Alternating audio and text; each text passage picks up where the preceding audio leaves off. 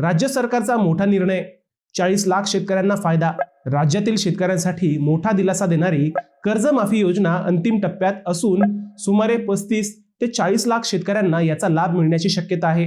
राज्य सरकारने जूनपर्यंत कर्जमाफी लागू करण्याची घोषणा केली असून यासाठी सुमारे 22 ते 27 हजार कोटी रुपयांचा आर्थिक भार राज्यावर पडणार आहे।